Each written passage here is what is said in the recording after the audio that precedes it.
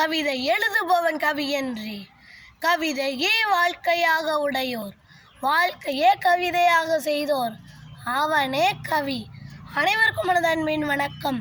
கவி பாடும் திறமையால் நம் அனைவரையும் கமர்ந்த பாரதியை பற்றி ஒரு சில வார்த்தைகள் இதோ.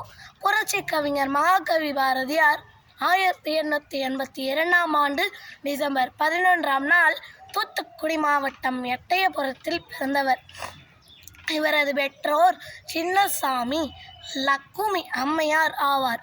இவரது இயல்பெயர் சுப்பிரமணியன், ஆனால் இவரை சுப்பையா என்று அழைப்பார்கள். பாரதி தமிழ் கவிதையிலும் உரை நடையிலும் சிறப்பான புலமை கொண்டவர்.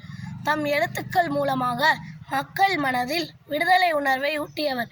அச்சமில்லை அச்சமில்லை அச்சமென்பதில்லை, உச்சிமி இதுவான் இடிந்து வீழ்கின்ற போதிலும் அச்சமில்லை அச்சமில்லை அச்சமென்பதில்லையே என்ற வரிகள் இவரின் விடுதலை உணர்வை வெளிப்படுத்துகின்றன. எட்டயப்ப நாயக்க மன்னர் இவரின் கவித்திறனை பாராட்டி கலைமகள் என பொருள்படும் பாரதி என்ற பட்டத்தை வழங்கினார். இவர் இந்தியா, விஜயா போன்ற இதழ்களை நடத்தி விடுதலை போராட்டத்திற்கு விட்டுத்தார்.